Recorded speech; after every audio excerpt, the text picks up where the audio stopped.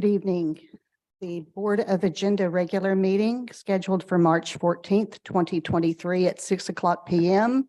We're in the City Council Chambers, 405 Municipal Drive, Kennedale, Texas, 76060. This meeting is now called to order. To address the Board of Adjustment regarding an agenda item, submit a request to speak form before the meeting begins. Speakers are allotted 3 minutes, must limit their comments to the subject indicated on the form, and should address the Board of Adjustment as a whole rather than individual members or staff. Pursuant to Texas Government Code 551.071, the Board of Adjustment reserves the right to adjourn into executive closed session at any time during the meeting to seek legal advice from the city attorney on any item posted on the agenda. Could I have a roll call, please? Azam, Jessica Buchanan, Kelly Rod, Thelma Kobeck, Present. and Pat Vader. Okay, Madam Chair, you have a quorum. Thank you. I do not think we have an executive session at this time, so we will convene into open session with regular session item A1, items for individual consideration. Approval of the minutes from the February 14th, 2023 regular meeting. Madam Chair, I make the motion to approve the February 14 regular meeting minutes. I have a motion. Do I have a second? And I have a second. Okay. All in favor? Raise your hand. I think that was unanimous. Thank you. We'll move on to regular session A2, case number BOA 2302. Discuss and consider action on a request for a variance by Andre Corneve to section 6.3 of the Unified Development Code to reduce the minimum side and rear setbacks at 7100 Hudson Village Creek Road, Judson, Wade H. Survey, Abstract 716, Track 2B18, City of Kennedale, Tarrant County, Texas. Do I have a staff report? Mr. Gonzalez, thank you. Good evening, members of our Board of Adjustment. Good to see you guys again. So tonight, Mr. Gonzalez, I apologize. I overlooked something. Do we have anybody in the audience who is going to be speaking? If you're going to be speaking, if you could stand, please, and let's get them sworn in. My apology. I overlooked that.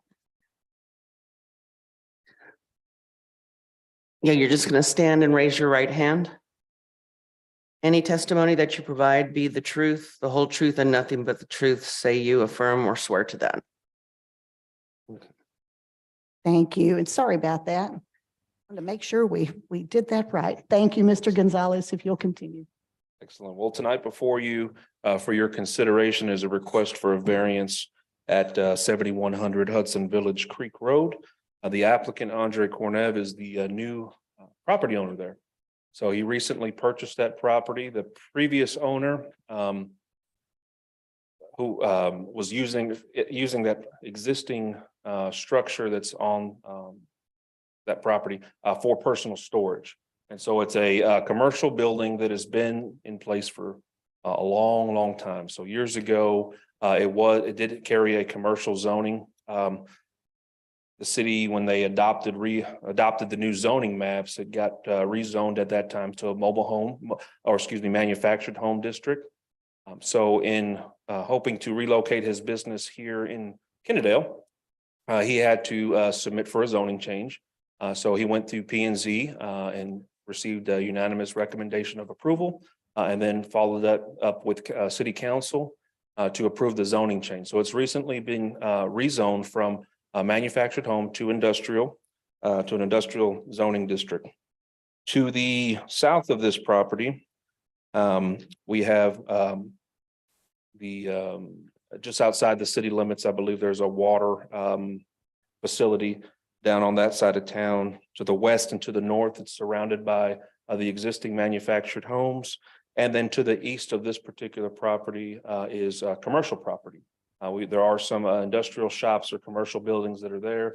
There's also a large tract of land that is it's currently being regraded, undergoing site development to support a commercial development.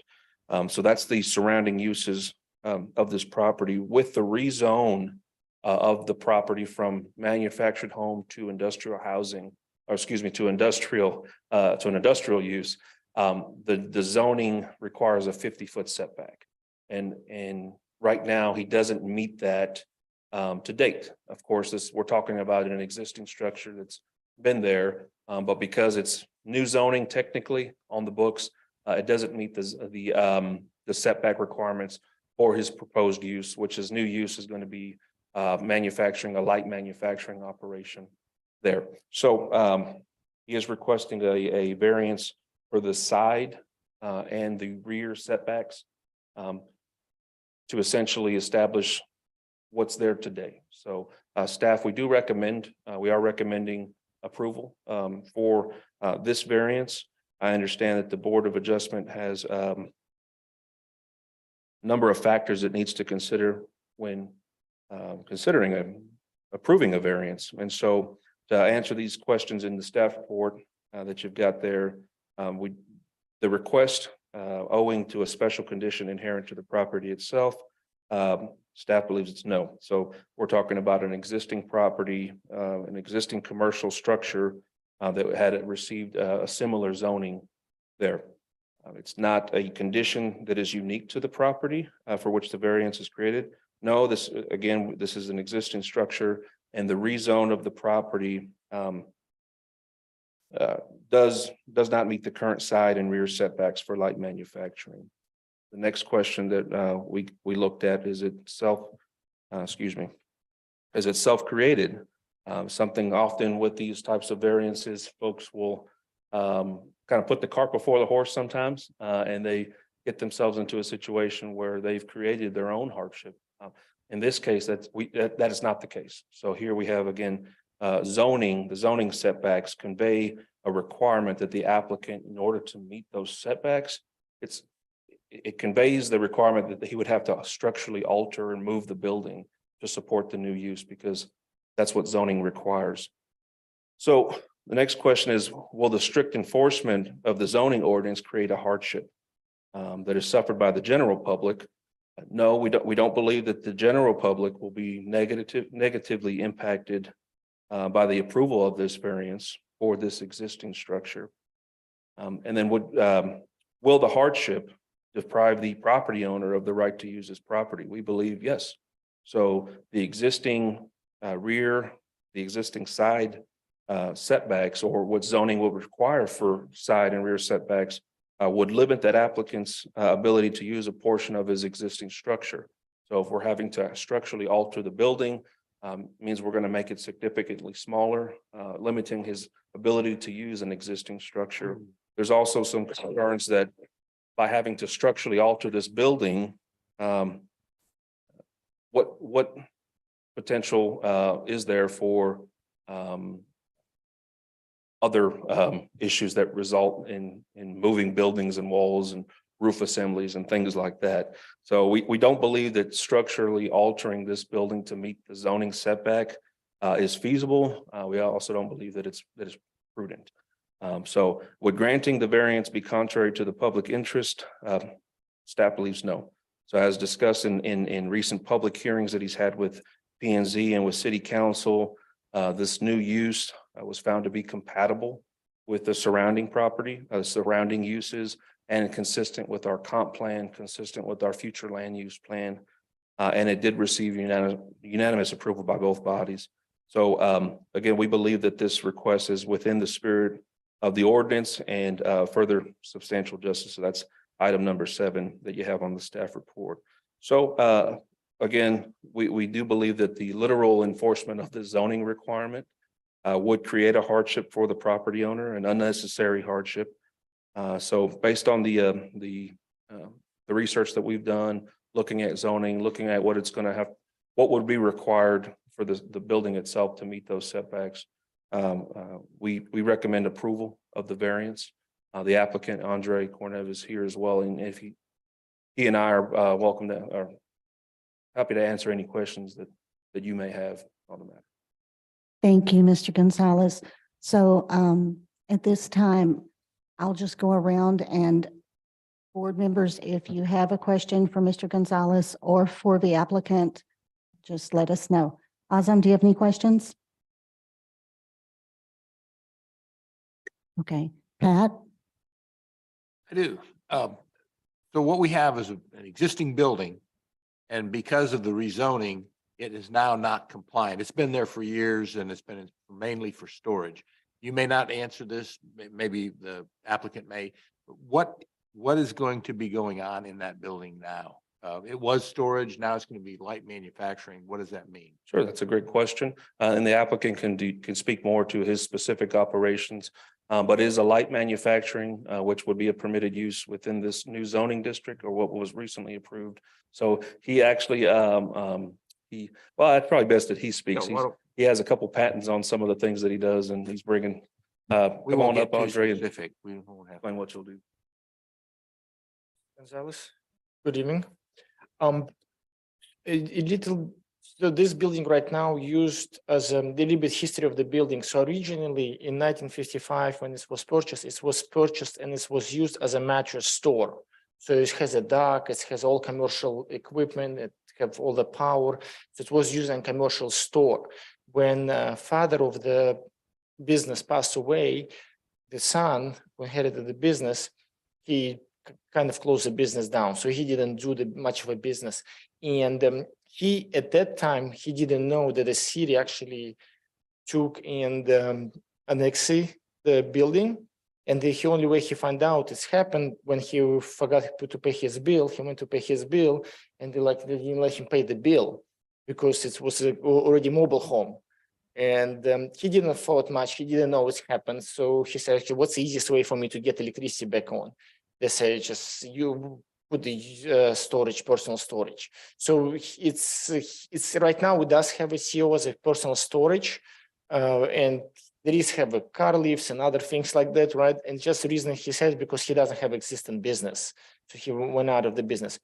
My business, it's going to be 70. So I do have a small patents and I have a small company next in Mansfield, a few minutes from here.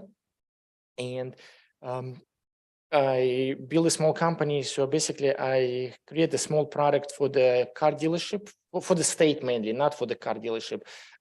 It's a Temtac pouch and Temtac paper. And most of you, most likely, if you bought the vehicle recently, you probably use one of my products. It's instead of a plastic bag, it's a synthetic paper, or the pouch goes when you buy the new cars.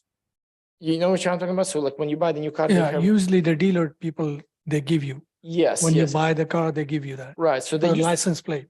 yes, so they used to put in a plastic bag and it was damaged and the tolls cannot read it. So it's a lot of advantage for the states. So now it's laminated or synthetic paper. And we service most of the state. And we resell a few other products. And it's even though it's a light manufacturing, but we only manufacture frames, but it's only 25% of our business. 75% is resale. And we have a truck comes in once a month. And during the one day a week, one time per day, UPS comes in and pick up the packages. So we're not open for the public. There is no traffic. The only noise it's going to be making, which is we're going to hear it. It's from the metal facility because I was in the building and like, what is this noise, right? So it was making noise from this one. So and there is no toxic anything like that. So it's no traffic. Will put the concrete. I mean, I have experience of remodeling buildings like that. So it will be really, really nice building when it's done. It's already, if somebody's driving by, we already start doing like new doors, roofing. It's going to be completely different. You won't be adding on to the building? No, there is nothing. No, the only thing we're doing is putting the new fences. I'm replacing the panels, I'm replacing some portion of the roof. The panel's gonna be nicer. I'm gonna putting the fences on the back for the neighbors. So it's just basically, if you saw the pictures house before, and maybe I have a few new ones, it's gonna be, looks like a brand new building. It's, but there is nothing's gonna be added or removed. And to be honest with you, it's very hard to add anything or remove because it's have a dock and have such a deep concrete, right? So I was wondering, like even to, let's say the rezoning wasn't went through, like it would be impossible to put the mobile home or anything up there because just removing all this commercial building underneath, it would be like such a cost efficient, it would never probably happen. So what do you mean by light industrial use zone? Lightness, so we do have as a 25% of our business, we do frames. And that's the only reason we did a light Yeah, manufacturing. I mean, I'm familiar with it. Before coming to the meeting, I did the research on you. So Yep. that's how I know that the license plate, Yes, on goes on the license plate. yes. But I just want to understand, what do you mean by light industrial use zone? Well, What are that- you going to be using that industrial zone for? To make frames, Okay. to those frames, yes.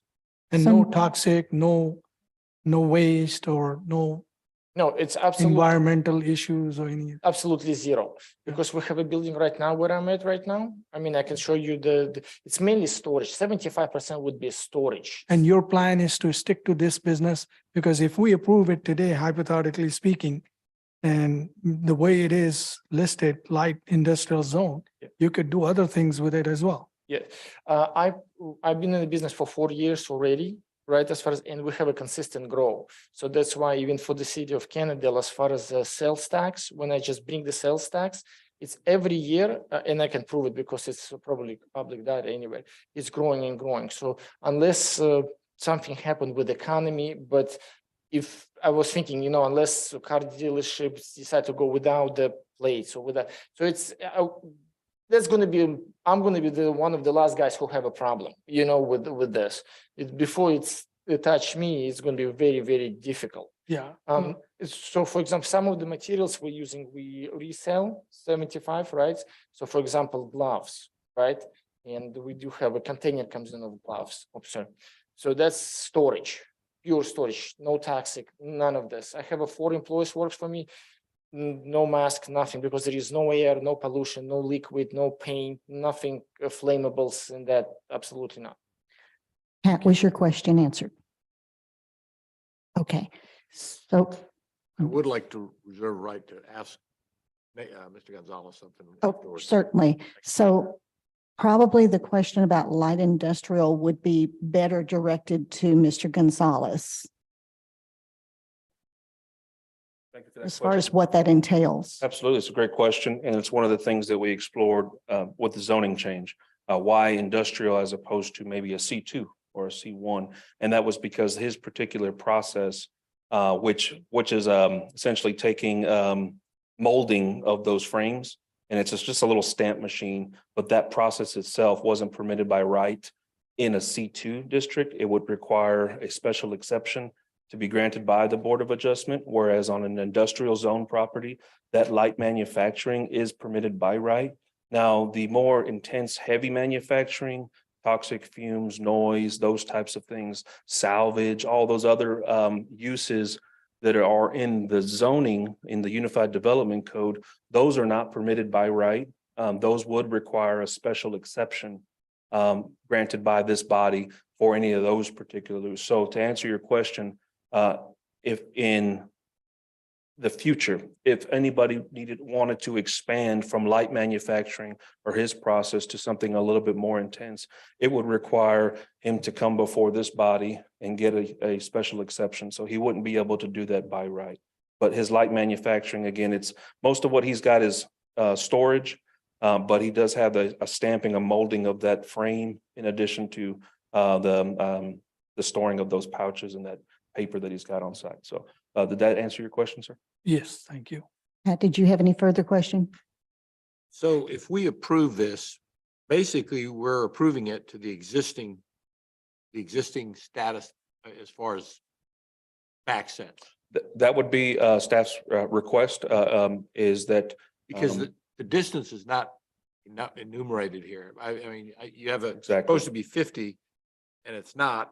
but it doesn't say what it is. So we'd have to specify the, as the existing.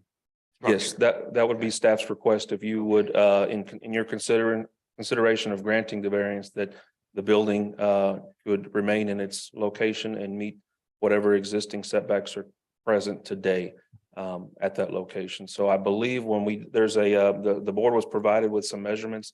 There is and Andre, correct me if I'm wrong, but out of that 50 feet, I think he's maybe 20 feet shy of that 50 feet to the nearest residential structure. Of course, at the property line, the north property line, he's probably short, maybe about 40 feet, because he's got from the north of his building to his actual property line, he's got about 10 feet there.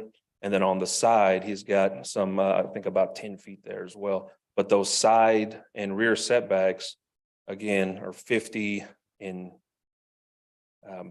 30, I believe, on that. So our request is that it just be able to remain as is today. And I'm assuming that there is no objection from neighbors or anybody else for that matter. No, staff has not received any protests or objections to either the zoning change from P and Z, the public hearing, or city council. We did have some residents that he's met with. In fact, the one that's straight to the north of his property, he's met with, I've spoken with. She indicated she was in favor of them improving that property. And like, as he mentioned, he's going to be putting in the required screening between on the north end.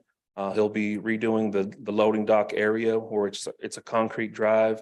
And to the south, he's going to be new asphalt drive and parking striping in addition to some interior improvements as well.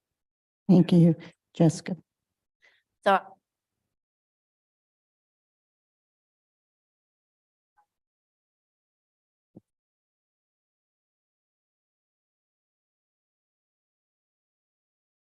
To provide a buffer between, and that requirement for 50 foot, it's not always 50 foot from any other building. It's specific to residential uses. And it's to provide that buffer between any commercial property and then an adjacent residential. So that's where that would come from. Right now, again, he's at the actual established property line where the building was built. It's about 10 feet off the north end, but to the actual structure, the most closest structure, it's about 30 feet or something.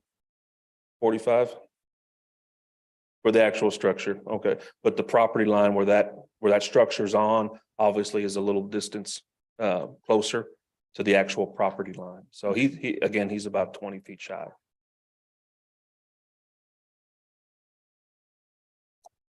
It's often at the property line, there is screening that's provided, and then it's a buffer. Sometimes it's a landscape buffer. It's so that you don't get any, and it's different in different places, but you don't have an actual commercial vehicle that is right up next to someone's backyard.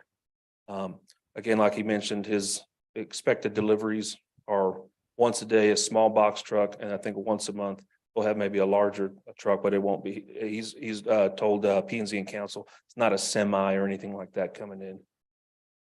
Jessica, did you have any further questions? Kelly?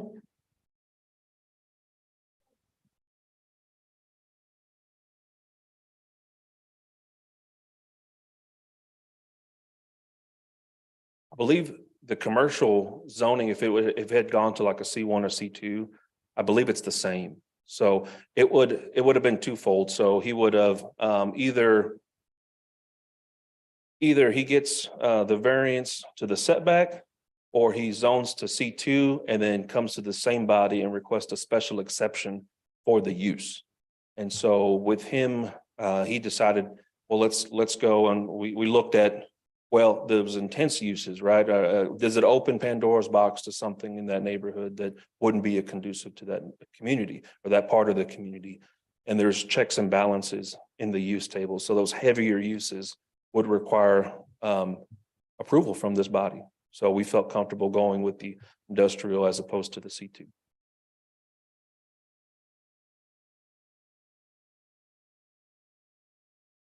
That is on the west side, so it meets a setback on that side.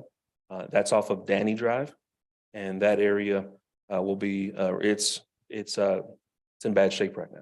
And so it's going to be redone. And on the south end, the asphalt is, I would say, almost non-existent. And so there'll be, he's planning to repave that, put in the required parking for his employees, in addition to an accessible spot.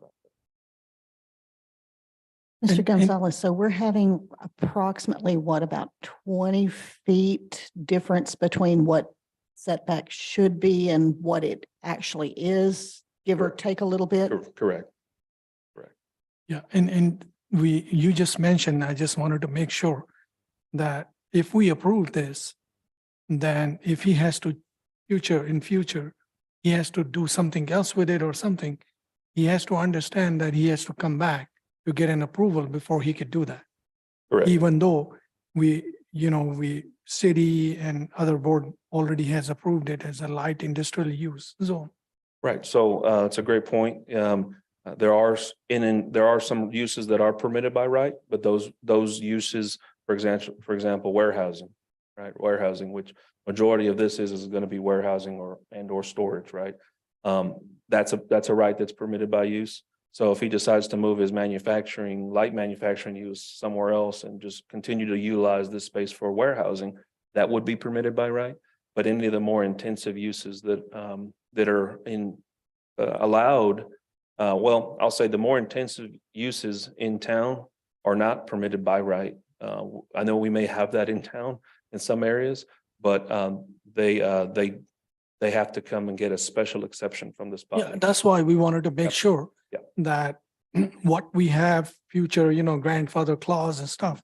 But now what we can do moving forward. So I just wanted to make sure the city, we covered that area. We did, yes. Thank Yeah, you. We looked at that pretty extensively. Do we have anyone else who has a question for Mr. Gonzalez or for the applicant? One last thing. You mentioned that they were doing some excavation due east of that area. Do you know offhand what's going in there? I believe that's been an ongoing commercial development for industrial buildings, commercial Okay. buildings. And they're not excavating, but they're going to be doing some site grading. Right now, they've got to repair some erosion control measures. And then there's a detention pond in the back to help that they started There's- work on. Currently, there's nothing that's going to be being constructed there as a new facility. It's in review as far as the development goes. That's not in review right now. What's going on there is site development to support along a project that's been ongoing for In commercial. the other areas. Right. Is it zoned industrial there or? That's zoned commercial C2 as Okay. well. All right. But our future land use plan it identifies this area for commercial and industrial uses. Do we have anybody else who was sworn in to speak who needs to speak at this time? Okay. Okay, so if we have nothing further from anyone, do I have Madam Chair, a motion or a discussion? Madam Chair, I make the motion to approve case number BOA 23-02. Okay. We have a motion, so let's have some discussion. Yes? I would agree with you. I would like to have it, have in there that it's approved using the existing setbacks. of the Yes. Building. I agree. Yeah, so we can certainly put that in there. Rephrase that. Okay, so let me rephrase it. Madam Chair, I make the motion to approve case number BOA 23-02 with the, addendums that with the existing structure And the setbacks? and the setbacks. I have a motion on the floor. Do we have a second? Okay. All right. Kelly has seconded. Azam has made the motion. Kelly has second. So all in favor, raise your hand. Looks like that's unanimous. Congratulations. So since it does not appear that we have any further business, Madam I Chair, would I make the entertain- motion to adjourn the I meeting. have a motion. Do I have a second for that one? I have a second. Everybody in favor? Have a wonderful evening. Congratulations, sir. Welcome to Canada.